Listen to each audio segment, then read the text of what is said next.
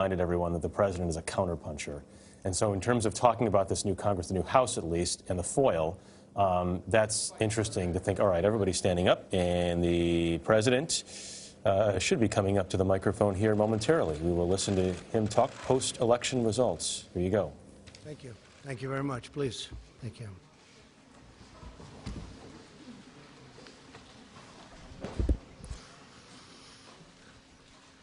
It was a big day yesterday, an incredible day. And last night, the Republican Party defied history to expand our Senate majority while significantly beating expectations in the House for the midterm and midterm year. We did this in spite of a very dramatic fundraising disadvantage driven by Democrats' wealthy donors and special interests and very hostile media coverage, to put it mildly. The media coverage set a new record and a new standard. We also had a staggering number of House retirements, so it's a little tough. These are seats that could have been held pretty easily, and we had newcomers going in, and a lot of them worked very hard, but it's very difficult when you have that many retirements. We held a large number of campaign rallies with large numbers of people going to everyone. To the best of my knowledge, we didn't have a vacant or an empty seat. I'm sure you would have reported it if you spotted one, including 30 rallies in the last 60 days. And we saw the candidates that I supported achieve tremendous success last night. As an example of the 11 candidates we campaigned with during the last week, 9 won last night. This vigorous campaigning stopped the blue wave that they talked about. I don't know if there ever was such a thing, but could have been. If we didn't do the campaigning, probably there could have been. And history really will see what a good job we did in the final couple of weeks in terms of getting some tremendous people over the finish line. They really are tremendous people, but many of them were not known, but they will be known. This election marks the largest Senate gains for a president's party in a first midterm election since at least President Kennedy's in 1962. There have been only 4 midterm elections since 1934 in which a president's party has gained even a single Senate seat.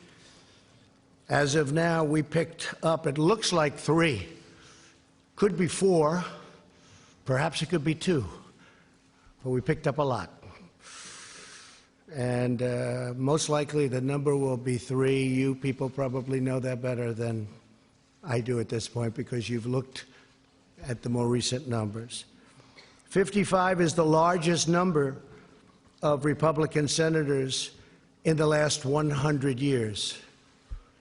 In the last 80 years, a sitting president's party has only gained a cumulative total of 8 Senate seats, averaging 1 per decade. So if we picked up 2, 3, or 4, that's a big percentage of that number. So in the last 80 years, you think of that, only 8 seats. In President Obama's first midterm election, he lost 6 Senate seats, including in the deep blue state of Massachusetts. Republicans captured at least 4 Senate seats held by Democrat incumbents. And these are tremendously talented, hardworking people that did this. Indiana, North Dakota, Florida, Missouri. We also won 2 open Senate seats in Tennessee. I want to congratulate our great champion who did such a great job in Tennessee, Marcia. And in Utah. And Arizona is looking very good, really very good. She's done a terrific job. That was a tough race, and she's done a fantastic job. In each of these open seats, Democrats recruited very strong candidates with substantial fundraising and media support. We were getting bombarded with money on the other side. In the House, Republicans dramatically outperformed historical precedents and overcame a historic number of retirements, the most House Republican retirements in 88 years. 43 House Republicans retired. Now, I will say this, that in many cases they were chairmen of committees, and they left because they weren't chairman, because the Republicans have a rule for 6 years. And what that does is wonderful in one way. It lets people come through the system and become chairman. In another way, it drives people out, because when they're a chairman, they don't want to go and not be a chairman. You're the chairman of a committee, and you're a big deal, and all of a sudden, you're not doing that anymore. So they leave. We had a lot of them leave. It's, I guess you can flip a coin as to which system is better. The Democrats do the other. Some of their folks have been on those committees for a long time as chairman. In 2010, President Obama's first midterm, he lost 63 seats. By contrast, as of the most current count, looks like around 27 House seats or something, and we'll figure that out pretty soon. We also had a slew of historic wins in the governor's races. The governor's races were incredible, against very well-funded, talented, and skilled Democrat candidates and people that worked very, very hard, respectfully, for those candidates, like Oprah Winfrey, who I like. I don't know if she likes me anymore, but that's okay. She used to. But she worked very hard in Georgia, very, very hard. And if you look at them, with 4 governor's races crucial to 2020 and the presidential race: Florida, Iowa, Ohio, and Georgia. The big ones: Florida, Iowa, Ohio, and Georgia. Can't get much more important than that. They were incredible. They were actually incredible campaigns, too. Incredible. As of right now, Republicans will control the majority of governorships across the country, including 3 great women who worked very hard: governors of Alabama, South Dakota, and Iowa. They worked very, very hard. They're very talented. By expanding our Senate majority, the voters have also clearly rebuked the Senate Democrats for their handling of the Kavanaugh hearings. That was a factor, I think maybe a very big factor. The way that was handled, I think, was tremendous energy was given to the Republican Party by the way they treated then Judge Kavanaugh, now Justice Kavanaugh, and expressed their support for confirming more great pro-Constitution judges. Candidates who embraced our message of low taxes, low regulations, low crime, strong borders, and great judges excelled last night. They excelled. They really, I mean, we have a list of people that were fantastic. And I'm just going to point them out. Mike Bost, Rodney Davis, Andy Barr was fantastic. I went to Kentucky. For the most part, I didn't campaign for the House, but I did actually make a special trip for Andy Barr because he was in a very tough race in Kentucky, and he won. That was a very tough race. The polls were all showing that he was down, and down substantially, and he won. And that one I did do. Pete Stauber of Minnesota, great guy, he's new, and ran a fantastic race. On the other hand, you had some that decided to, let's stay away, let's stay away. They did very poorly. I'm not sure that I should be happy or sad, but I feel just fine about it. Carlos Cubella, Mike Kaufman, too bad, Mike. Mia Love. I saw Mia Love. She'd call me all the time to help her with a hostage situation, being held hostage in Venezuela. But Mia Love gave me no love, and she lost. Too bad. Sorry about that, Mia. And Barbara Comstock was another one. I mean, I think she could have won that race, but she didn't want to have any embrace. For that, I don't blame her. But she lost, substantially lost. Peter Roskam didn't want the embrace. Eric Paulson didn't want the embrace. And in New Jersey, I think he could have done well, but it didn't work out too good. Bob Eugen, I feel badly because I think that's something that could have been won. That's a race that could have been won. John Faso, those are some of the people that, decided for their own reason not to embrace whether it's me or what we stand for, but what we stand for meant a lot to most people. And we've had tremendous support, and tremendous support in the Republican Party, among the biggest support in the history of the party. I've actually heard at 93% it's a record, but I won't say that because who knows. But we've had tremendous support. America is booming like never before, doing fantastic. We have Larry Kudlow here, and he said the numbers are as good as he's ever seen numbers at any time for our country. But he's a young man, so he hasn't seen that many numbers. Where's Larry? You're a young man, right, Larry? And you haven't been doing this too long, but they're as good as you've ever seen.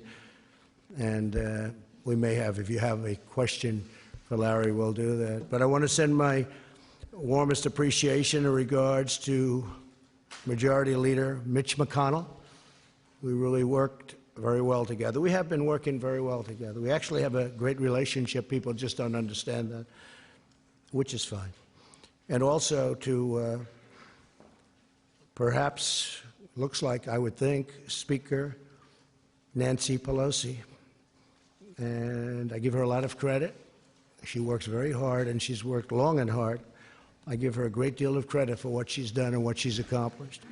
Hopefully we can all work together next year to continue delivering for the American people, including on economic growth, infrastructure, trade, lowering the cost of prescription drugs. These are some of the things that the Democrats do want to work on, and I really believe we'll be able to do that. I think we're going to have a lot of reason to do it.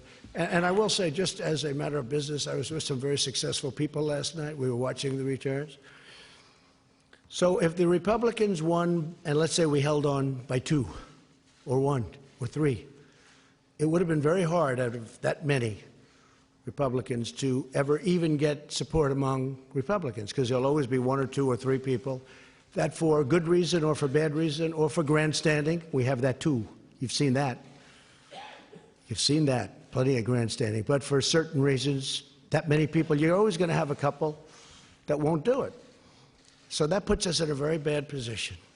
In other words, had we kept, and this is no, I'm saying this for a very basic reason, it's common sense. It puts us in a very tough position. We win by 1 or 2 or 3, and you'll have 1 or 2 or 3 or 4 or 5 even come over and say, look, we're not going to go along with this.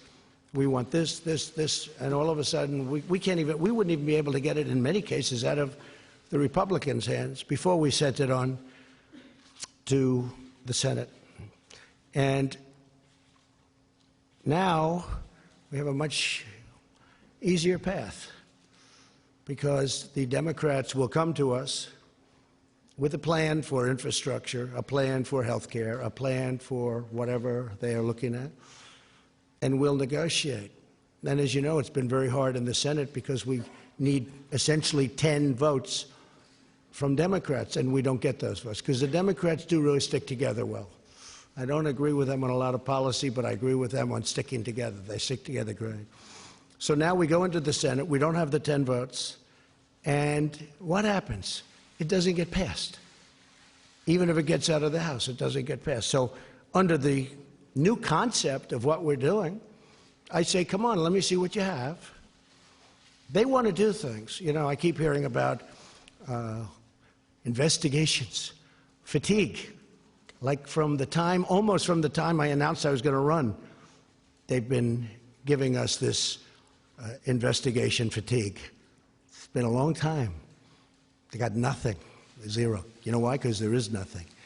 But they can play that game, but we can play it better, because we have a thing called the United States Senate, and a lot of very questionable things were done between leaks of classified information and many other elements that should not have taken place. And all you're going to do is end up in back and forth and back and forth, and 2 years is going to go up, and we won't have done a thing.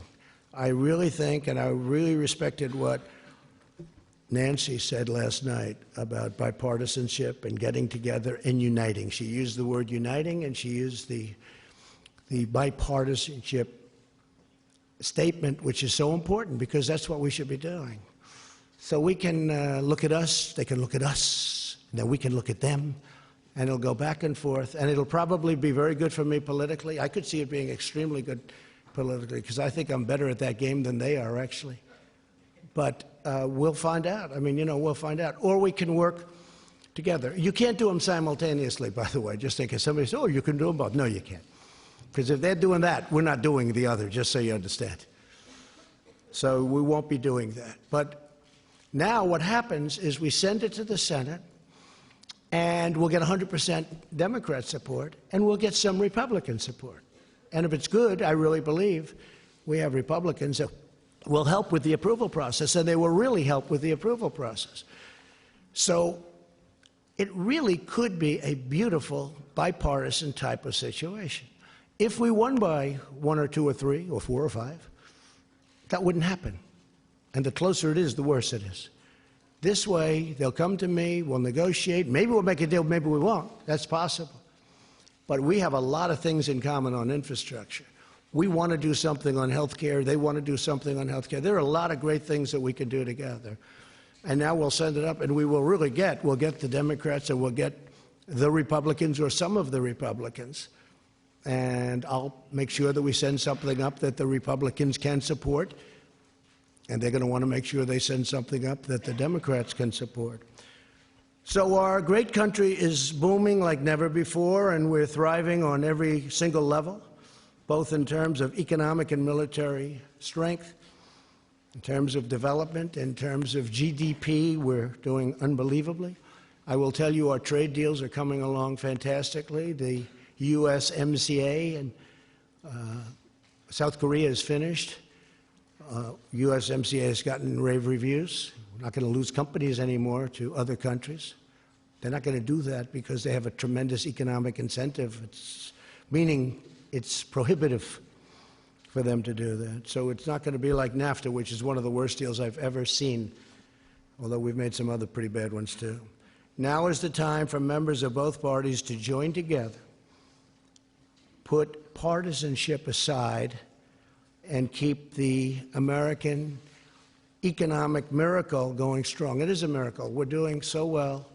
And I've said it at a lot of rallies. Some of you have probably heard it so much you don't want to hear it again. But when people come to my office, presidents, prime ministers, they all congratulate me almost the first thing on what we've done economically, because it is really amazing. And our steel industry is back. Our aluminum industry is starting to do really well. These are industries that were dead. Our miners are working again. We must all work together to protect our military. We have to do that. To support our law enforcement, secure our borders, and advance really great policy, including environmental policy. We want crystal clean water. We want beautiful, perfect air. Air and water has to be perfect. At the same time, we don't want to put ourselves at a disadvantage to other countries who are very competitive with us and who don't abide by the rules at all. We don't want to hurt our jobs. We don't want to hurt our factories. We don't want companies leaving. We want to be totally competitive, and we are. And right now we have just about the cleanest air, the cleanest water we've ever had, and it's always going to be that way. We insist on it. So environmental is very important to me. And with that, I'll take a few questions if you'd like. Whoa. I didn't know what happened. All right, go ahead, John. That was a lot of hand shooting up so quickly. There's a lot to talk about. Mr. President, you talked at length just now about bipartisanship. The presumed Speaker of the House, Nancy Pelosi, talked about it last night. I'm sure that's encouraging for the American people. But do you really believe, given what the relationship has been like between this White House and the Democratic Party, that that will happen? I think there's a good chance. I think there's a very good chance. If I could just finish, it will happen. Will you have to compromise on certain issues to the point where it could hurt you in 2020? And do you expect that when the Democrats take over the chairmanship of all these important committees, you're going to get hit with a blizzard of subpoenas on everything from the Russia investigation to your cell phone use to your tax returns? Ready? Then you're going to, if that happens, then we're going to do the same thing, and government comes to a halt.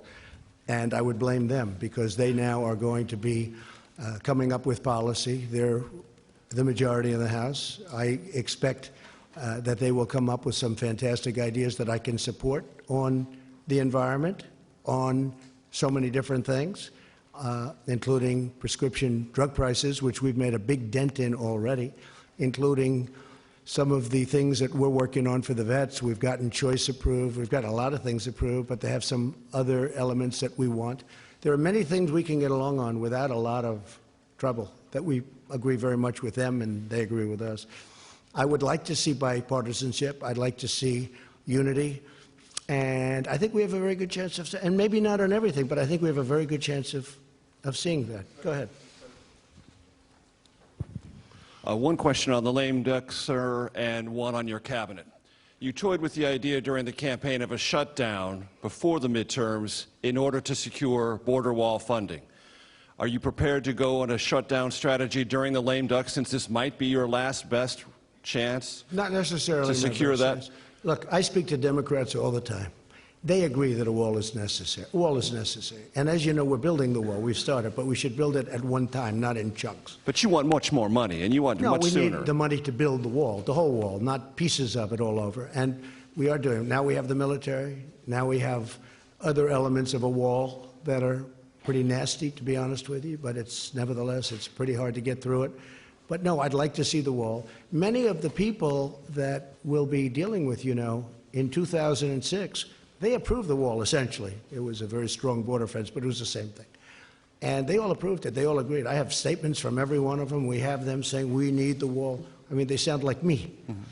But we do need it because we have people coming, and I'm not just talking about the caravans. We have people coming through our border that you physically can't put that many people. It's a 2,000-mile stretch.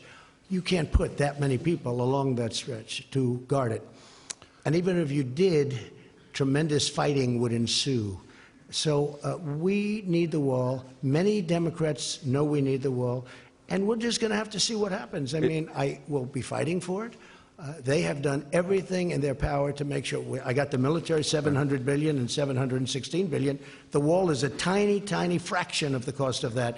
But their whole agenda has been to try not giving me anything for the wall.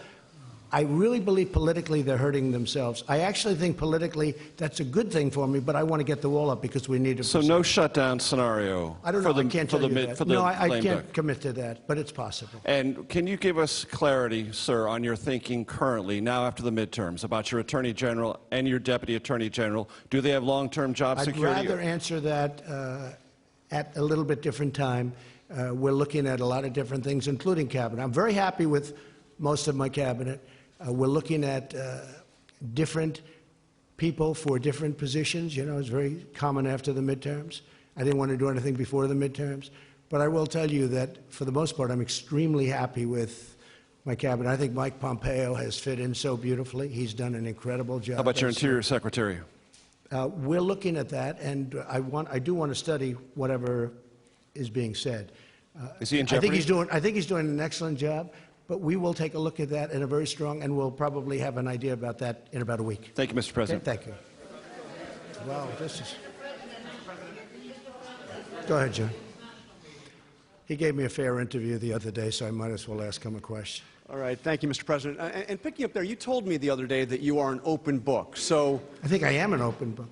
So point blank, Democrats go after your tax returns. Will you try to block that, or will you allow them to have them? Well, look, as I've told you, they're under audit. They have been for a long time. They're extremely complex. People wouldn't understand them. They're done by among the biggest and best law firms in the country. Same thing with the accounting firms. The accountants are a very, very large, powerful firm from the standpoint of respect. They're highly respected. Big firm. A great law firm. You know it very well. They do these things. They put them in. But people don't understand tax returns. Now, I did do a filing of over 100 pages, I believe, which is in the offices, and when people went and saw that filing and they saw the magnitude of it, they were very disappointed. And they saw the, the detail. You'd get far more from that. And I guess we filed that now 3 times. But you get far more from that than you could ever get from a tax return. But when you're under audit, and I'm on a very continuous audit because there are so many companies, and it is a very big company, far bigger than you would even understand. But it's a great company, but it's big, and it's complex, and it's probably feet high. It's a very complex instrument, and I think that people wouldn't understand it. But if I were finished with the audit, I would have an open mind to it. I would say that, but I don't want to do it during the audit. And really, no lawyer, even from the other side, they say often, not always, but when you're under audit, you don't subject it to that. You get it done, and then you release it. So when that happens, if that happens, I would certainly have an open mind to it. So that means if the audit is still on, you will not turn over the tax returns, or you'll fight to block it? When it's under audit, no, nobody would. Nobody turns over a return when it's under audit. Okay? Thank you. Thank you. Yeah, go ahead, please. One, I was tempted to ask you why you like Oprah so much, but I think I'll go on to the question that... Why do I like Oprah? What kind of a question is it? Yeah, I'm just asking, just curious. But He's the real He's question... a comedian here. The real question I is... do like Oprah, by the way. I do. She was a person I knew well, came to my place in Palm Beach often, and I have a lot of respect for her. Unfortunately, she didn't do the trick. The real question is, you just sat up here and said that from this podium that are you offering an my way or highway scenario to the Democrats? You're saying that if they start investigating you, that you can play that game and investigate them. Better than them. Can you compartmentalize that? And I think I know more than they know. Can you compartmentalize that and still continue to work with them for the benefit of the rest of the country, No. or are all bets off? No. If they do that, then it's just all it is a warlike posture. And so then, wait a minute, then the follow-up, I'm sorry, John. You heard my answer. Go ahead. Well, since it's Jim, I'll let it go. Okay. Thank you, Mr. President. I wanted to challenge you on one of the statements that you made in the tail end of the campaign in the midterms. Here we go. If you don't mind, Mr. President, that this caravan was an invasion. As you know, Mr. President, I consider it to be an invasion. As you know, Mr. President, the caravan was not an invasion. It's a group of migrants moving up from Central America towards the border with the U.S. Thank you for telling me that. I appreciate it. Why did you characterize it as such? Because I consider it an invasion. You and I have a difference of opinion. But do you think that you demonized immigrants in this election to try to keep... I want them to come into the country, but they have to come in legally. You know, they have to come in, Jim, through a process. I want it to be a process. And I want people to come in, and we need the people. Your campaign... Wait. You know why we need the people, don't you? Because we have hundreds of companies moving in. We need the people. But your campaign had an ad showing migrants climbing over walls and so on. Well, that's true. But they weren't actors. They're not going to be doing that. They weren't actors. Well, no, it's true. Do you think they were actors? They weren't actors. They didn't come from Hollywood. Right. These were people. This was an actual, it happened a few days ago.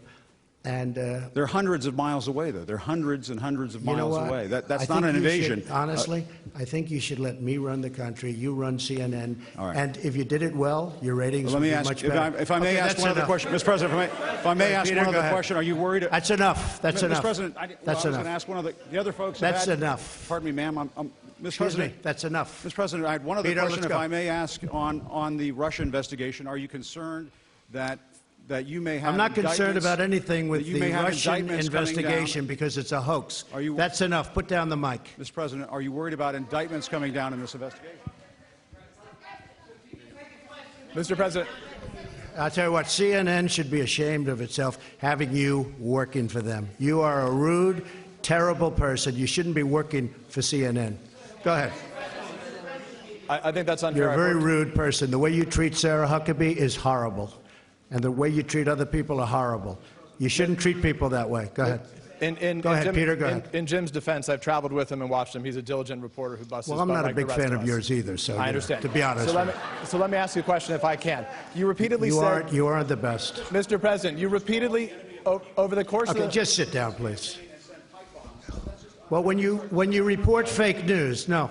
When you report fake news, which CNN does a lot, you are the enemy of the people. Go ahead. Mr. President, over the course of the last several days of the campaign, sir, at the end of the campaign, you repeatedly said that Americans need to fear Democrats. You said Democrats would unleash a wave of violent crime that endangers families everywhere. Why are you pitting Americans? Why are you pitting Americans against one another, sir? Peter, what are you trying to be him? No, I'm just asking the question. Let me just tell you. Very simple. Because they're very weak on crime. Because they have often suggested, members and people within the Democrat Party at a high level have suggested getting rid of ICE, getting rid of law enforcement. That's not going to happen, okay? We want to be strong on the borders. We want to be strong on law enforcement, and I want to cherish ICE because ICE does a fantastic job. What they do for us is so it's so unrecognized how good a job they do.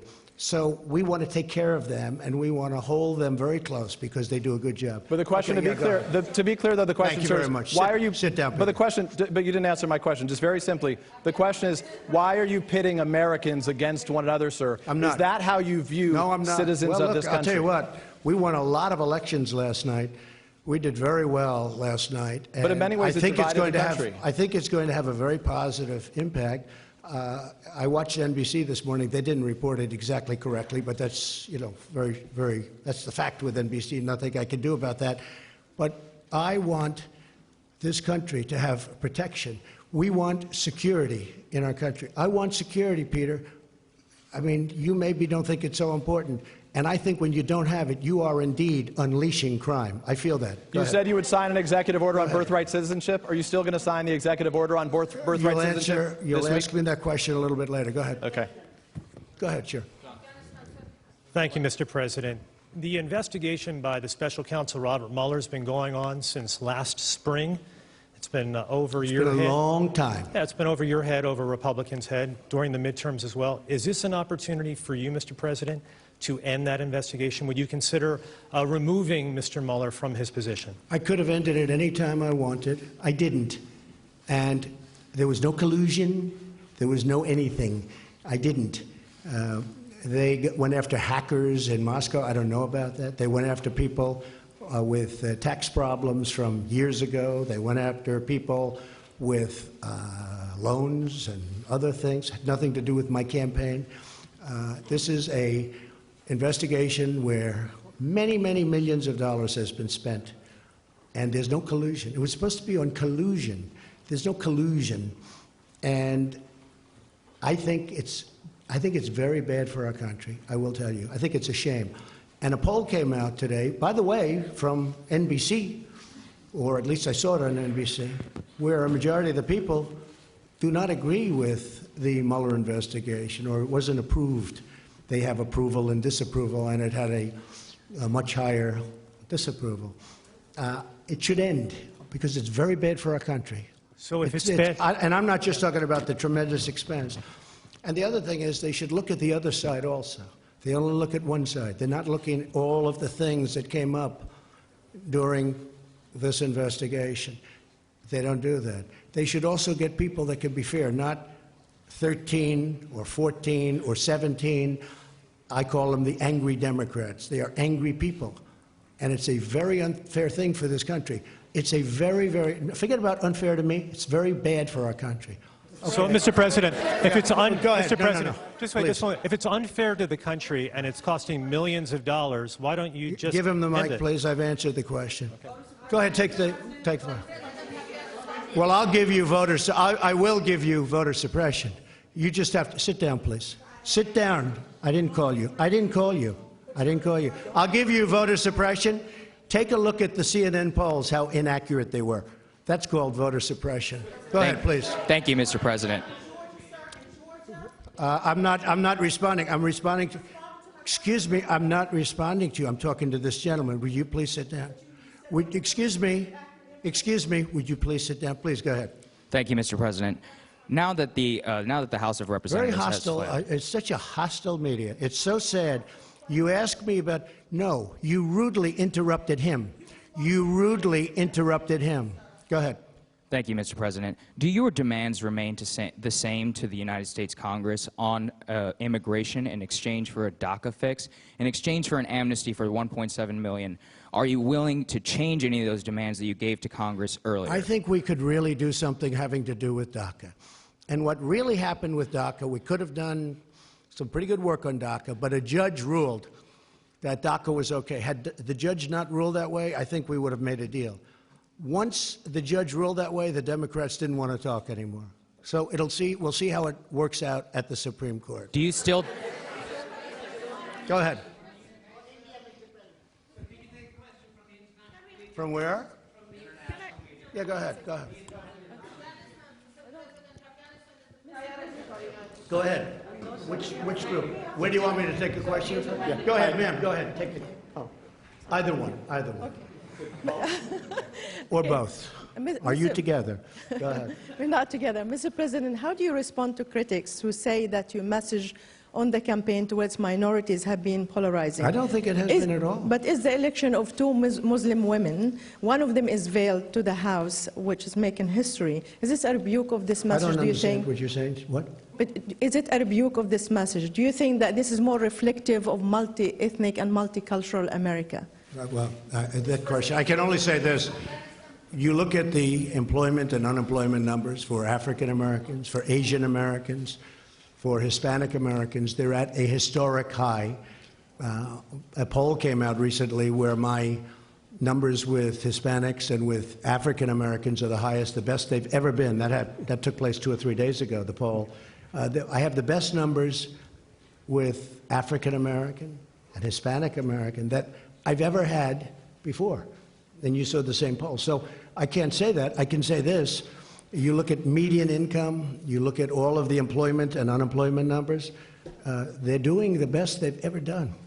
And it reflects, it really is very reflective in the polls. Yes, go ahead. Mr. President, I'm from Brooklyn, so you'll understand me. I understand you very well. My question is on health care. How is it possible to keep premiums down and cover pre-existing conditions without the individual mandate to fund it? Well, first of all, what we're doing, and if you look at the Department of Labor, also Secretary Azar, what they've done, they've come up with some incredible health care plans, which is causing great competition and driving the prices right down. But we are getting rid of the individual mandate because it was very unfair to a lot of people. But at the same time, we're covering the people that need it. But the individual mandate was a disaster because people that couldn't necessarily afford it were having to pay for the privilege of not having to pay for health care, and it was bad health care at that. So we are working many plans for health care. We're creating tremendous competition. We had Obamacare repealed and replaced. Unfortunately, one person changed his mind at the last moment, and we had no Democrat support. I have to say that. We didn't have one vote. We would have repealed it, replaced it. We would have had a large-scale, very good health care plan. Now we're doing it a different way. We're doing it a different way. But getting rid of the individual mandate is a very, very popular thing and a very important thing, and people very much appreciate it. Go ahead. No, that's enough. Go ahead, please. Thank you, sir. 2 questions. One, I know you went through the results, and you obviously studied them late last night. What lesson did you learn most from looking at those results? Was there one thing that, as you kind of reviewed them, that you'll change your strategy, not just for Congress, but kind of going forward? And then just a follow-up question. Well, I think the results that I've learned, and maybe confirmed, I think people like me. I think people like the job I'm doing, frankly. Because if you look at every place I went to do a rally, I couldn't do it with everybody. And it was very hard to do it with people in Congress because there's just too many, there would be too many stops. But I did it with the Senate. I did it with Andy Barr, as you know. And he won. He won a very tough race against McGrath. It was a very, very tough race in Kentucky, and he was down quite a bit, and I went there, and we had a tremendous, very successful, some of you were at that rally, and he won that race. But I could only do that so much because there were just so many players involved. But I did focus on the Senate, and we had tremendous success with the Senate, really tremendous. Can I ask you one more question? Sorry, Mr. President, one more question, if you don't mind. I'm so sorry, sir. It's a rare opportunity. A lot of people are going to be rushing to Iowa, rushing to New Hampshire. You know that the Democrats are already looking ahead to 2020. Do you want to lock down your ticket right now, sir? Will the vice president be your running mate in 2020? Well, I haven't asked him, but I hope so. Where are you? Mike, will you be my running mate? Stand up, Mike, please. Raise your right hand. No, I'm only kidding. Will you? Thank you. Okay, good. The answer is yes. Okay. Thank you, sir. That was unexpected, but I feel very fine. Yeah, please. Thank you, Mr. President. Going back to the Russia investigation and the potential investigations from the now Democratic majority in Congress, some say that you could stop all this by declassifying. I could fire everybody right now, but I don't want to stop it because politically I don't like stopping it. Yeah. It's a disgrace. It should have never been started because there was no crime. Everybody has conflicts. They all have conflicts over there that are beyond anything that anybody's ever seen in terms of conflicts, from the fact that people ask for jobs, from the fact that they have very good friends on the other side, like really good friends like Comey, who, by the way, lied and leaked, and also leaked classified information. Nothing happened there. It might, perhaps, maybe something's happening that I don't know about. I stay away from it. But you know what I do? I let it just go on. They're wasting a lot of money, but I let it go on because I don't want to do that. But you're right. I could end it right now. I could say that investigation is over. But it's really, it's a disgrace, frankly. And it's an embarrassment to our country. It's an embarrassment to the people of our country. And it's too bad. Go ahead. What about the declassification of the documents? Some say that that would clear it all up. We're looking at that. No, we're looking at that very seriously. Declassification, we're looking at very seriously. Okay, can I ask one more question? It's amazing how people on the other side just don't want those documents declassified. But no, we're looking at that very carefully. I certainly wanted to wait till after the midterms. Can I ask you one more question, Mr. President? Okay, thank you. Go ahead. Thank you, Mr. President. You have campaigned as a pro-life president. You have defended the rights of unborn children. You now have a divided Congress. It's unlikely to pass any pro-life bills. Very tough issue. How are you going to push forward your pro-life agenda? Just going to push. I've been pushing.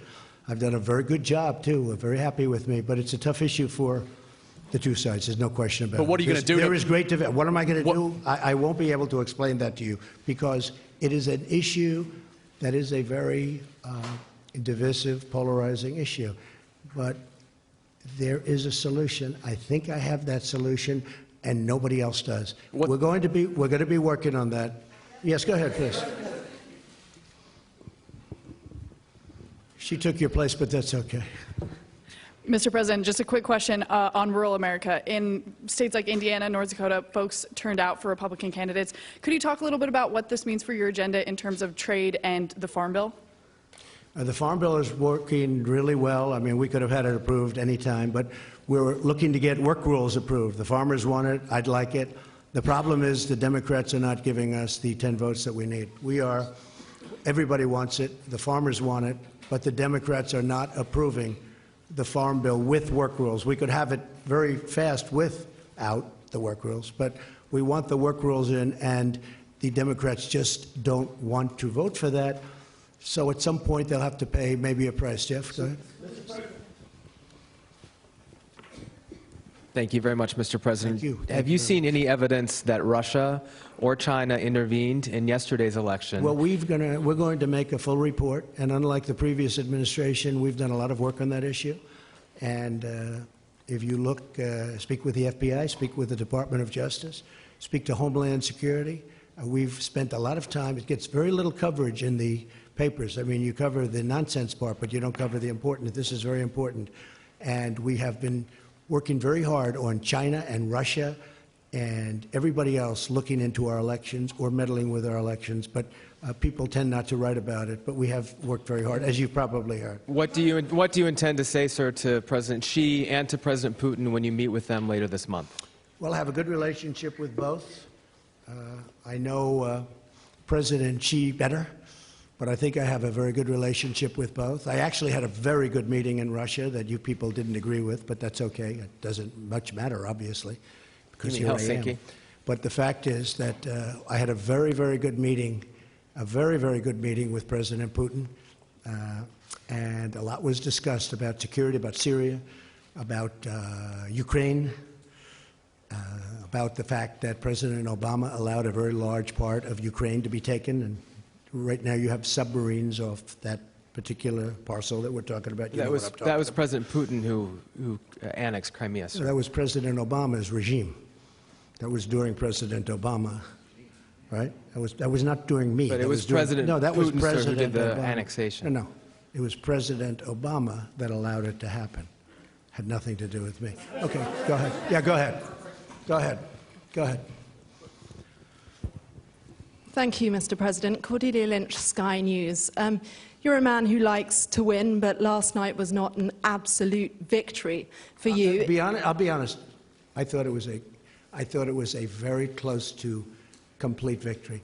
When you look at it from the standpoint of negotiation, when you look at it from the standpoint of deal making, because it's all about deal making, again, if we had the majority and we had 1 or 2 or 3 votes to play with, we would have been at a standstill. I really believe that we have a chance to get along very well with the Democrats, and if that's the case, we can do a tremendous amount of legislation and get it approved by both parties. So I consider it to be, hey, look, I won Georgia. President Obama campaigned very hard in Georgia. Oprah Winfrey campaigned very, very hard all over the television. I said, this is going to be tough. I only had me. I didn't have anybody else. And I went to Georgia, and we had one of the largest crowds that anybody here has seen ever at a political rally. And you know what? He won. And he won actually by, pretty good margin. He won. And then we went to Florida, and they had celebrities all over the place.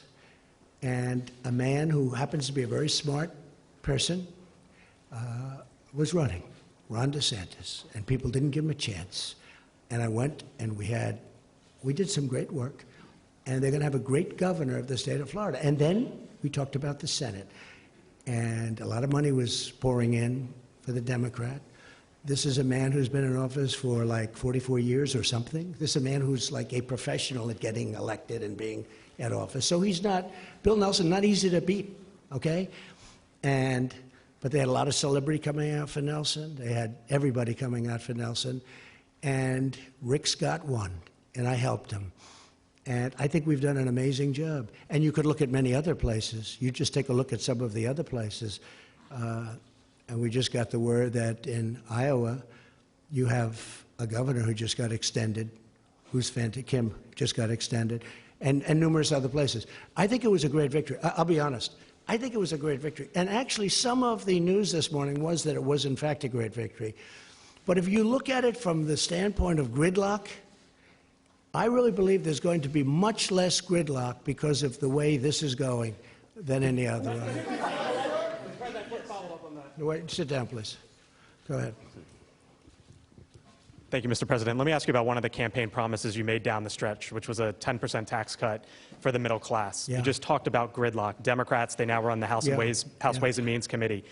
If it means a tax cut of some kind for the middle class, but that means raising rates elsewhere, corporations on the wealthiest, is that a trade-off that you would be willing to make and able to enact a middle class tax? You know that this will have to be now proposed, because if we did it now, we don't have the votes in the Senate. We would need 10 Democrat votes. We probably couldn't get them. If we could pass it very easily in the House, but there's no reason to waste time because you don't have the votes in the Senate. But if as an example, if the Democrats come up with an idea for tax cuts, which I'm a big believer in tax cuts, I would absolutely pursue something, even if it means some adjustment. Some adjustment on which side, the corporate, the individual? Yeah, to make it possible. But I would love to see a tax cut for the middle class. Now, that's going to be their decision. They're going to have to make that decision. As you know, if we bring it up to the Senate, we'd need Democrat votes, 10, and we don't have those 10 votes. And just because the markets would want to know, sir, some adjustment, would that be 1%, 2%, 3% on either side? It's too early. I'm just saying I would be certainly willing to do a little bit of an adjustment. Go ahead, behind. Thank you. Go ahead, please. Mr. President, thank you very much.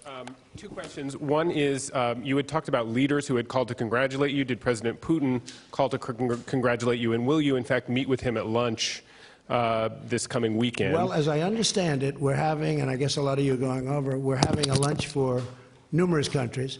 I'll be there. I believe President Putin is going to be there. We don't have anything scheduled. I don't think we have anything scheduled in Paris. And I'm coming back very quickly. I'm going over. This is a great event.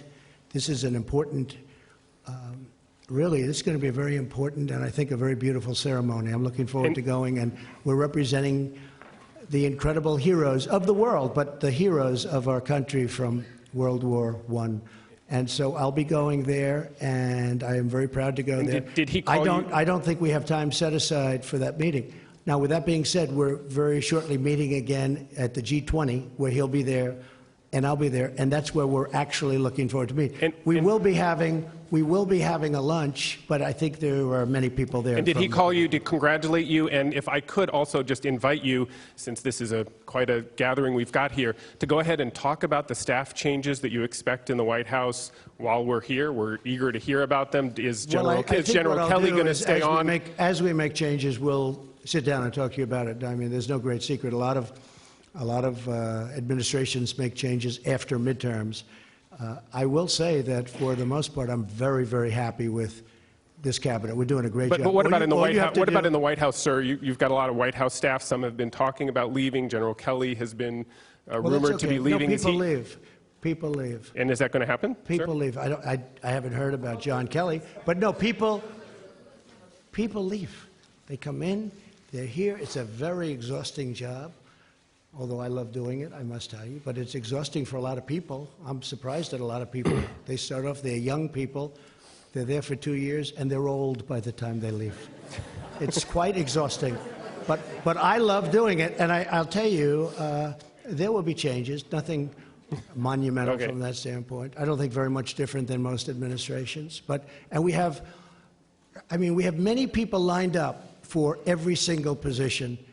Any position, everybody wants to work in this White House. We are a hot country. This is a hot White House. We are a White House that people want to work with. Okay. No, please, behind you. Go ahead. This has been a very challenging campaign. This has been a very challenging campaign. It's been a very challenging campaign. It has involved quite a lot of abuse and a lot of violence. People have died during the course of this campaign. Right. Is there any way in which you think the temperature could be lowered?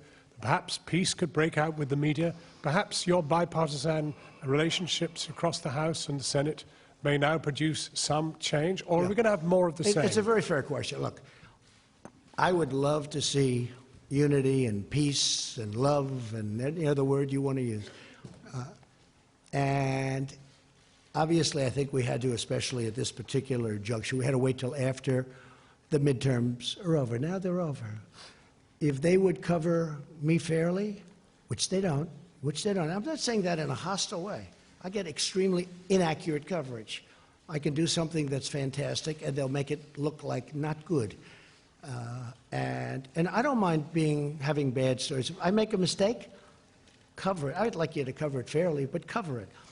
But when you do something terrific, look how little the economy is talked about. A poll came out this morning talking about how little the three networks, I don't think they included CNN, but how little the three networks talk about how good the economy is. How little. Almost not at all. If President Obama had this economy, and by the way, if that administration through somebody else kept going, you would have had negative 4.2 instead of positive 4.2% growth.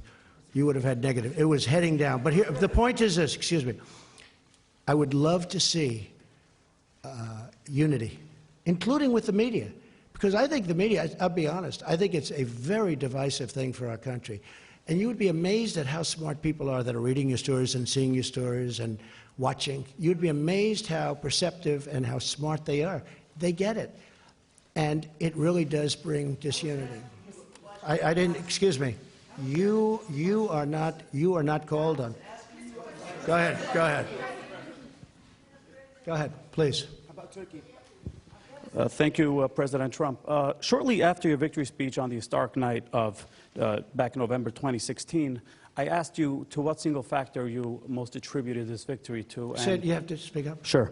On the night of your victory, I asked you, right after your speech, to what you would attribute your victory. You pointed up to the ceiling and you said that it was God. Based off of that, how would you say over the last 2 years God plays, what kind of a factor he plays in the day-to-day execution of the office of the Well, president? God plays a big factor in my life, and God plays a factor in the lives of many people that I know very well in this room, like your vice president. God plays a very big role in my life. And one more back to a quick follow-up. Which loss last night surprised you the most, and which of these unsuccessful candidates are you most likely to consider for Nothing a future surprises me in administration? politics. Would you but there were consider some any of losses last night, and there were some victories last night that have been incredible. I mean, there were victories last night that nobody would believe, especially based on the suppression polls. I had a lot of suppression polls. Would you and there were some any- victories last night that were very surprising, but I'm not going to pick out special. Well, would you consider people. any for It's a tough post? enough for those people to have. Would you a consider loss. any for an administration post moving forward as one of the very few of the 3.7% unemployed? What? Would you consider any of the people who lost last night for a post in the administration in the near future? I know a couple of very good ones. Yeah, I would actually. Go ahead, please. Mr. President, I asked you on Monday if there was anything that you regret in your first 2 years. And you said that at times you could have and should have used a, quote, softer tone. Your critics, as you can imagine, your skeptics, they say they're not holding their breath on that happening. Will you indeed have to change your tone if you're to get things passed through Congress after losing the House? And you also said you might extend an olive branch. What would that look like? I would love to have. I'd be very good at a low tone. But when things are done not correctly about you, written about you, said about you, on television, on wherever it is, you have to defend yourself. I would love to do very even tone, much easier than what I have to do. I have to go around, and going around is much easier than facing somebody and being treated fairly. But when you're not treated fairly, you really have no choice. I would love to have a very even, modest, boring tone. I would be very honored by that. But you know what? When you have to fight, all the time fight, because you're being misrepresented by the media, you really can't do that. But not about the media, sir. But sir, real quickly, not about the media, but what about with Congress? Please, go ahead. Mr. President, can you just how you focus on the economic... Where are you from, please? Japan. Okay. Say hello. Say hello to Shinzo. Yes. I'm sure he's happy about tariffs on his cars. Go ahead. That's my question, actually. So how you focus on the trade and economic issues with Japan?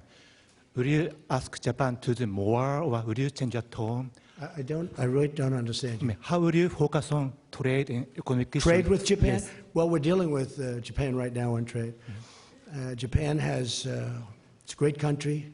You have a great prime minister who just had a very successful election. He's a very good friend of mine. He's one of the people I'm closest with. But I tell him all the time that Japan does not treat the United States fairly on trade. They send in millions of cars at a very low tax. They don't take our cars. And if they do, they have a massive tax on the cars. Japan, and I'm not blaming Japan, I'm blaming the people that were in charge of the United States for allowing that to happen. But as you know, we have close to a $100 billion trade deficit with Japan. And Japan has treated us very unfairly. But don't feel lonely, because you weren't the only one. How about North Korea? How about North Korea? Thank you, Mr. President. Two international news questions. The first one, Secretary Pompeo's talks about North Korea have been postponed.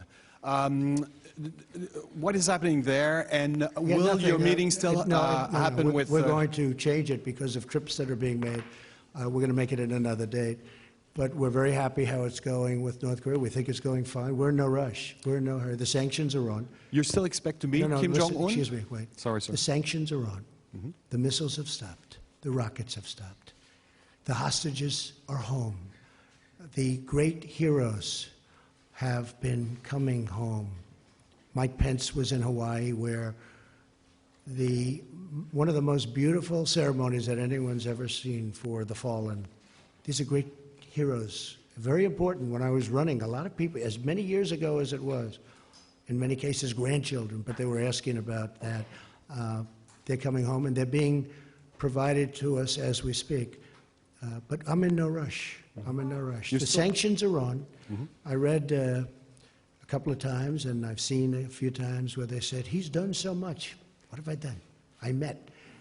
Now, I'd love to take the sanctions off, but they have to be responsive, too. It's a two-way street. But we're not in any rush at all. There's no rush whatsoever. You know, before I got here, they were dealing with this for over 70 years. And I guess on a nuclear front for 25 years. That's a long time.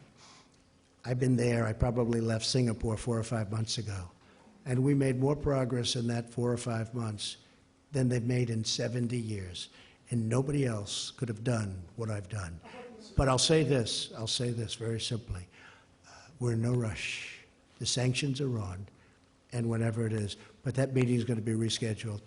That meeting, but how about your meeting with Kim Jong-un, sir? Will it happen in the next month? Sometime next year, I would say. Sometime next year? Sometime early next year. And a quick question on the USMCA. Now that it's been concluded, have you repaired your relationship with Prime Minister Trudeau? Yes, I have. We have a very good relationship. Thank you. Thank you very much, Mr. President. We've been talking a lot about division and the division that exists in this country right now. And some of the statistics are disturbing, I think, to just about everyone. Anti-Semitic incidents have increased by 57% since 2016. Hate crimes are on the rise. Why do you think that is, and what will you do about it? It's very sad to see it. I hate to see it. And as you know, I've done more. In fact, if you were with us the last time we met, Prime Minister Netanyahu said that this president has done more for Israel than any other president. Those words, those exact words. Jerusalem, protection, working together, so many different things. But the big thing is Jerusalem. You know, many presidents have said they are going to build the embassy in Jerusalem. Never happened. Making it the capital of Israel. Never happened. Never happened. But it happened with me, and quickly. And not only did it happen, we built the embassy. That would have taken another 15 or 20 years and cost probably billions of dollars. And we did it for a tiny amount of money. It's already done. It's open. Nobody has done more for Israel than Donald Trump. And the nice part is that's not me saying it. That's Prime Minister Netanyahu. But what about Mr. President, what about the divides in this country? Mr. President, what about healing the divides in this country well, and we want to see those we want to see it healed. specifically? And one of the things I think that can help heal is the success of our country. We are really successful now. We've gone up $11.7 trillion in worth. If you know, China's come down tremendously, tremendously. China would have superseded us in 2 years as an economic power. Now they're not even close. China got rid of their China 25 because I found it very insulting. I said that to them. I said China 25 is very insulting because China 25 means in 2025 they're going to take over economically the world. I said that's not happening. And we've gone way up. They've gone down. And I don't want them to go down. We'll have a good meeting and we're going to see what we can do. But I have to say this. Billions of dollars will soon be pouring into our treasury from taxes that China is paying for us. And if you speak to Mr. Pillsbury, who probably is the leading authority on China, he was on the other day saying he has never seen anything like it. And you know who else hasn't? China hasn't. And Mr. President, but we're going to try and make a deal with China because I want to have great relationships with President Xi, as I do, and also with China. you're talking about the economic. How do you see your role as a moral leader? Go ahead, Mr. please. President, just Go how ahead, do you please, see your role as a please. moral Go leader? ahead. There's so many people, I'm sorry. As a moral Go leader, ahead. though. I think I am a great moral leader, and I love our country. Go ahead, please. Thank you, sir. You said earlier in this press conference that Democrats had a choice that you would not work with them on legislation if they were investigating you. Do you not have a choice in the matter as well? Don't you have a responsibility? I think it's inappropriate. No. I think it's very inappropriate. We should get along and get deals done. Now, we can investigate. They look at us, we look at them. It goes on for 2 years. Then at the end of 2 years, nothing's done. Now, what's bad for them is being in the majority, I'm just going to blame them. You understand? I'm going to blame them. They're the majority. Honestly, it makes it much simpler for me. They will be blamed. But I think Nancy Pelosi, and you know, I put that statement out on social media today about Nancy Pelosi, that if she's short of votes, because frankly, I think she deserves, and a lot of people thought I was being sarcastic or I was kidding. I wasn't. I think she deserves it. She's been fighting long for it. She's been fighting. I really mean this. There was nothing sarcastic about it, or it was really meant with very good intentions. I think she deserves it. She's fought long and hard. She's a very capable person. And, you know, you have other people shooting at her, trying to take over the speakership. And I said, if it's appropriate, I said, if we can and if we will, if she has a problem, I think I would be able to very easily supply her the necessary votes. That's not said in any way other than I really believe she deserves that position. I also believe that Nancy Pelosi and I can work together and get a lot of things done, along with Mitch and everybody else that we have to work with. I think we'll get a lot done. Mr. President, why can't you? Ahead, Mr. President, why can't you do that while subpoenas are coming through? Excuse me? Why can't you work together while there are subpoenas or while there are investigations in process? I think we will. Look, now that the election's over, Now everybody is in love. But then I see the hostility of questions in the room. I come in here as a nice person wanting to answer questions, and I have people jumping out of their seats screaming questions at me. No, the election's over. And I'm, you know, I am extraordinarily happy. I really am. And by the way, I tell you if I wasn't, look at what happened in Florida. Look at what happened in Georgia. Look at what happened in so many locations with governorships. Nobody talks about the governorships. Look at the amount of work that was given to these other candidates against my candidate. And, I mean, I'm extraordinarily happy. And if I wasn't, I'd let you know. There's nothing wrong. I mean, look, you look at midterms, and you look at elections generally, you see it's very rare that a party who has the presidency does well. We did unbelievably well. To win Florida, both the Senate and the governorship, against two very talented people, I'll tell you what, we did incredibly. To win Georgia when you had some of the biggest stars in the world campaigning endlessly, including President Obama, you know, I tell you what, this was a great victory for us. And again, from a deal-making standpoint, we are all much better off the way it turned out. Because I really believe if the Democrats want to, we can do a tremendous amount of great legislation. Yes, please, go ahead. Should we keep this going for a little while? Yes. Yes, I think you should keep this going. You know what? When you get bored, would you please tell me? Seriously. Tell me. You're never bored. I don't want to, hopefully not. I don't want to overstay, but yes, please, go ahead. Hi, Mr. President. Yemi Shelsunder with PBS NewsHour. On the campaign trail, you called yourself a nationalist. Some people saw that as emboldening white nationalists. Now people are also saying I don't know why you'd say that. It's such a racist There question. are some people that say that now the Republican Party is seen as supporting white nationalists because of your rhetoric. What do you make of that? I don't believe it. Well, I don't know. Why do I have my highest poll numbers ever with African Americans? Why do I have among the highest poll numbers with African Americans? I mean, why do I have my highest poll numbers? That's such a racist question. Honestly, I mean, I know you have it written down and you're going to tell me. Let me tell you, that's a racist question. And Mr. President, I want to ask... You know what the word is? I love our country. I do. You have nationalists, you have globalists. I also love the world. And I don't mind helping the world, but we have to straighten out our country first. We have a lot of problems. And Excuse me. But to say that, what you said, is so insulting to me. It's a very terrible thing that you said. And Mr. President, please, Mr. President, people have you talked about middle class tax cuts on the campaign trail. How will you get Democrats to support that policy? Or you have to ask them. Well, hey, what's your plan for working with Democrats on a middle class tax plan? You know what my plan is? I'll ask them. And if they say yes, I'm all for it. And if they say no, there's nothing you can do because you need their votes. Go ahead. Yes, thank you, Mr. President. Francesca Chambers, DailyMail.com. You said many times on the campaign trail that you didn't want Nancy Pelosi to be Speaker. At least you suggested that. You spent a lot of time talking about her and Chuck Schumer. Not a question of want. I would have. So here's let me answer. Would I have preferred winning by 2 or 3 or 4? I would almost have to think about that. But certainly, I like to win. And if I win, she's not going to be Speaker. What did she say to you, though, yesterday that We had a made you great give her conversation. support? Honestly, we had a very warm conversation. You know, she loves this country. And she's a very smart woman. She's done a very good job. She was really, I mean, she's had a very... Did she promise that they wouldn't seek to impeach you? She's had a very, very... We didn't talk about impeaching. We didn't talk... What do? Do you impeach somebody because he created the greatest economic success in the history of our country? Let's impeach him because the country is so successful. Let's impeach him. Has he done anything wrong? They asked somebody, has he done anything wrong? No, but let's impeach him anyway.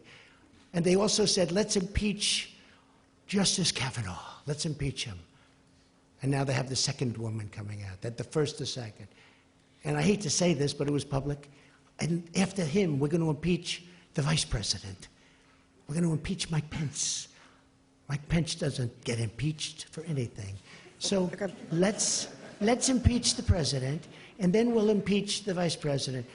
These people are sick. And you know what? They have to get their bearing. Really, they have to get their bearing. And when you ask about division, they're the ones that cause the division. They cause tremendous division. Okay, regarding all of the retirements in the House, Mr. President, very quickly, you suggested that... Who is retiring? You said that many of the retirements that happened in the House made it very difficult that made it very difficult for you in this election cycle, and that it was because they were chairmanships that were vacated. But Jeff Flake wasn't a chairman of a committee, and Paul Ryan also retired the cycle. So why do you think that is? Whose fault is it that there were so many retirements? In Jeff Flake's case, it's me. Pure and simple. I retired him. I'm very proud of it. I did the country a great service. Go ahead. Give him that. Give him that. He is retired. I'd like to call it another word, but we're going to treat him with great respect. Go ahead. Thank you, Mr. President. Jeff Flake, that's another beauty. Go ahead. 2 questions, please. No, one. Well, Too many people. All right. Sorry. All right.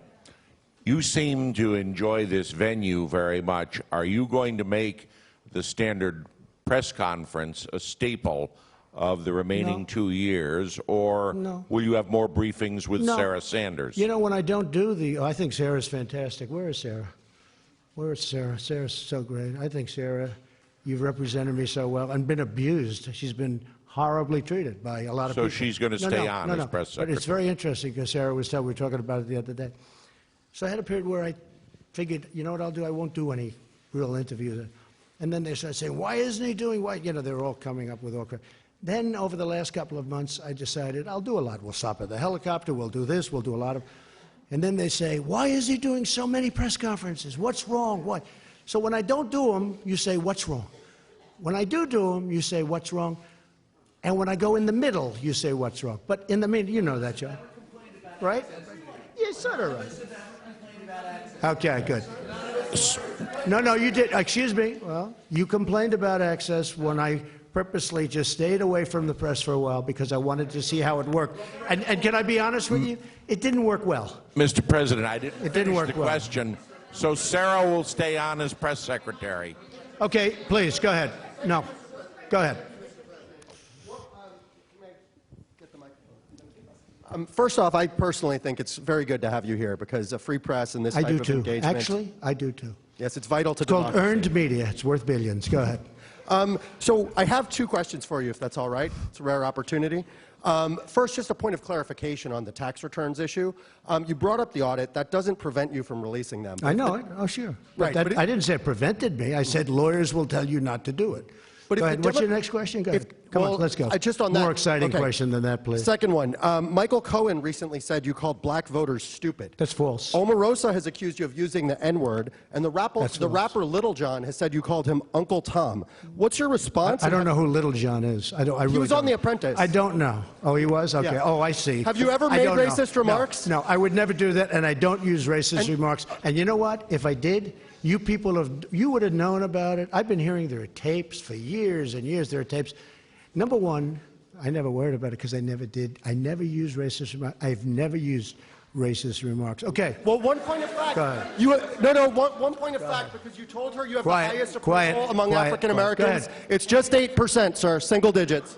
See, when you talk about division, it's people like this that cause division. Great division. No, point of fact is that I never used a racist remark. That's the point of fact. Who are you from? Yahoo, no, good. Good. I hope they're doing well. MTV Lebanon, Ellen Dorgan. So first question. Where are you from? MTV Lebanon. Lebanon. Oh, Lebanon. Good. Yes. Thank you, Mr. President. We're so happy to be here as well, have this opportunity. President Erdogan said he's not going to follow your sanctions and he's going to keep buying oil from... Who said that? President Erdogan, Turkey. I know. And you're going to meet him soon. Just can't understand his... Okay. You're going to meet him soon. You're going to have this talk. And some countries are going to take the same steps that President Erdogan is doing. So let me just tell you about the oil, okay?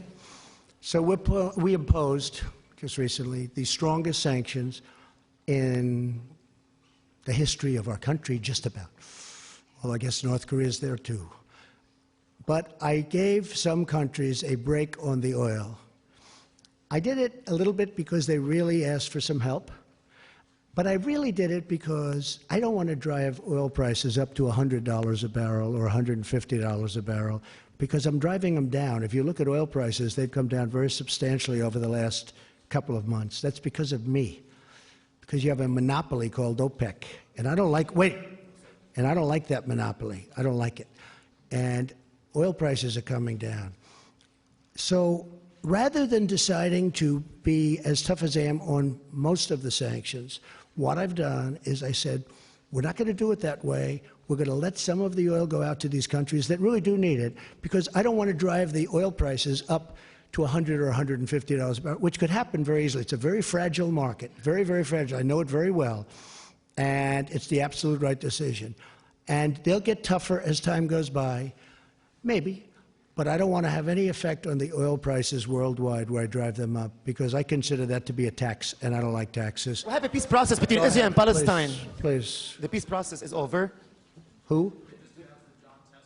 Oh, congratulations to John Tester. Congratulations. I'm sure you're very unhappy about that. Go ahead.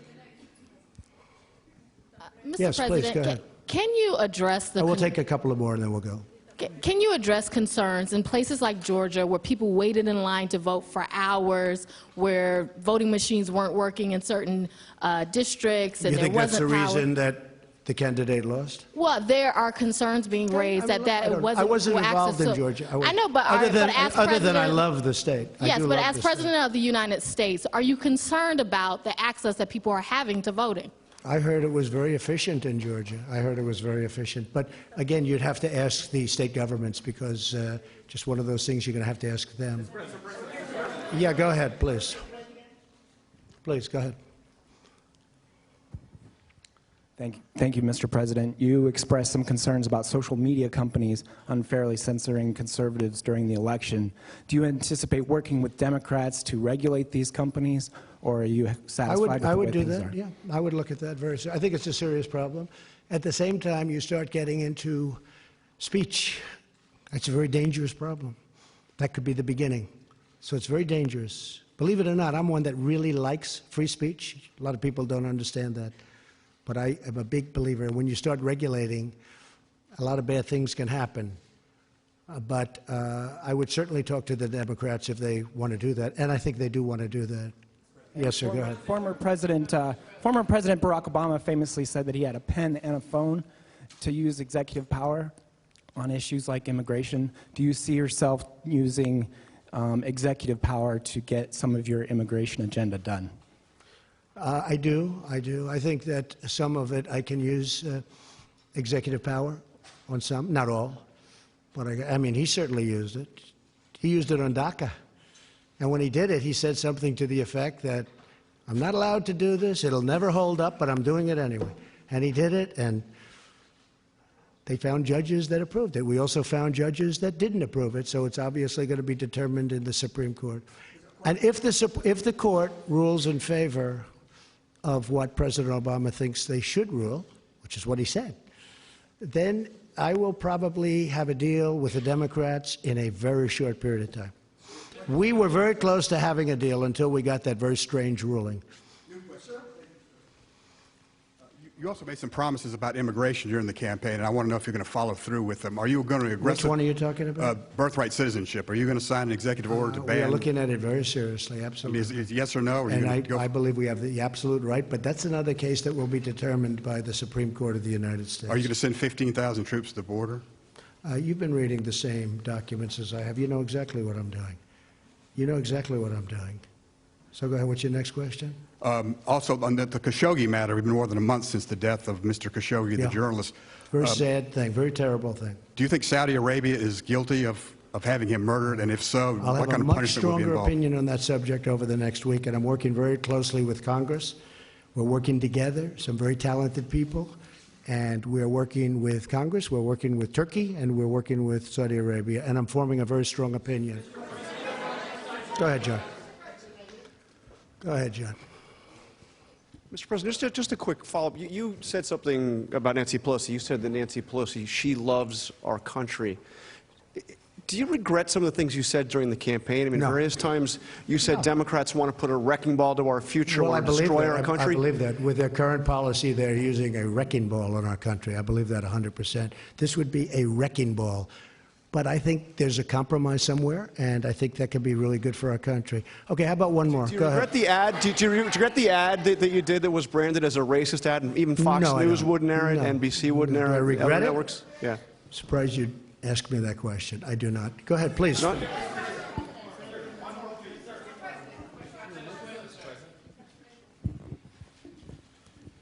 Thank you, sir. And I think we'd all love to have more of these if you're willing.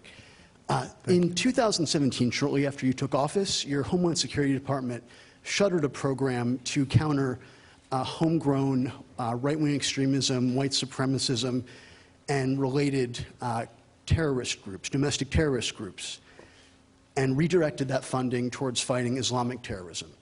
Do you believe that white supremacist terrorists, right-wing terrorists, these homegrown terrorists on that side of the spectrum are a problem, sir? And what is your administration going to do about it? I do believe that's a problem. I believe all hate is a problem, but I do believe that is a problem. What are you going and to it's do a problem about it, we want to solve. How, okay. sir? What are you going to do about it, sir? Sir, what are you going to do about it? Go ahead. You cut off the funding.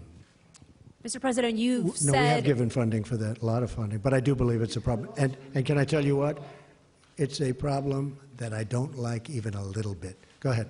Aixa Diaz with Hearst Television. You've said, pretend I'm on the ballot yesterday. You called it a referendum on your presidency. Many local districts across the country rejected your midterm message, particularly suburban women. How do you bridge that divide now? Also with the influx of women coming into Congress. I think my message was very well received. I mean, just look at the results. Midterm elections are disasters for sitting presidents and administrations. This has been a very successful...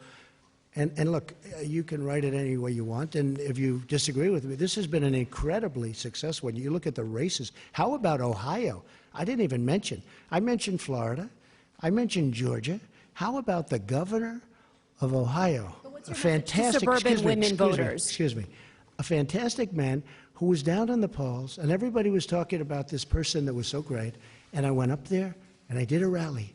And they have now a great governor. You're going to have a great governor in Ohio for hopefully a long period of time, but for 4 years. And Mike DeWine is a fantastic person. And I went up there for 2 reasons, because I felt that his opposition was not a good person, and we know a lot about him. And I felt that Mike was a fantastic person. And he won. And not only did he win easily. So add that to Florida, and add that to Georgia, and add that to all of the other races that we won, outside even of the Senate races, which were the biggest of all. Because these were races that, and Mike Pence can tell you, and some of the folks over here can tell you, these were races that were going to be unopposed. We were not going to oppose certain of the people running, certain senators. They said they couldn't be beaten. They said Heidi could not be beaten. Please don't do it. They couldn't. This was a year out. What about in the suburban Excuse districts? me. How do you get those back? You're telling me about popularity. They said many of these people, when I said 9 out of 11, but I said when many of these people, these weren't like easy races, these were tough races. And so I think the level of popularity, the first question I was asked was about, well, what have you learned? What about your own popularity? I think that's what I learned. I was very well received by this great country, by the people of our great country. And I'm very proud of that, because I love the people of this country. These people, we are the greatest people. I love the people of our country. What do you say to women, Mr. And I'll President? tell you something. When you look at the races that we won in Florida, which we weren't expected to win, and Georgia, which we weren't expected to win, and Ohio, which we weren't expected to win, and won. I mean, you look at some of them, the number of votes that we got is incredible. So I'm really happy with not only the way it came out, but the response to me as your president. And as your president, I've made our country safe. I've rebuilt, and I'm in the process of rebuilding our military, and the jobs are here, every one of them built here. We're going to have the strongest, very shortly, we're going to have the strongest military our country has ever had. I've done more for the vets than any president has done, certainly in many, many decades, with choice and with other things, as you know, with other things. But our vets are doing better than they've ever done. But if you look at choice alone, I mean, just take a look at what we've done with choice. But the people of our country are very happy with the job that I'm doing. And you know, one of the things that they want so much is security. They want security, both at the border. They want it with our military. They want it with law enforcement. They want it with ICE. You know, we've taken out thousands of MS-13 gang members, thousands out of, it's hard to believe, thousands out of our country. Women of our country who are incredible people, they want security, they want safety, they want financial security also. We've done that. But they want physical security. And we've taken out thousands of people that shouldn't be in this country. But we have to get strong immigration laws so they don't come in. We want laws where they don't come in, where we don't have to take them out per se. And again, I'm very honored to be with all of you. It was a great day yesterday. It was a great evening. I think we had a tremendous success, and hopefully the tone can get better. Hopefully the tone can get a lot better. And I really believe it begins with the media. We used to call it the press. Does it begin with you, Mr. President? I really believe it begins with the media. If you would cover, and there was a very interesting story written in a very good paper recently that talked about the fact that it isn't good what the media is doing, and that I do have the right to fight back because I'm treated very unfairly. So I do fight back, and I'm fighting back not for me. I'm fighting back for the people of this country. Thank you all very much. Thank you. Thank you. Well, that was something.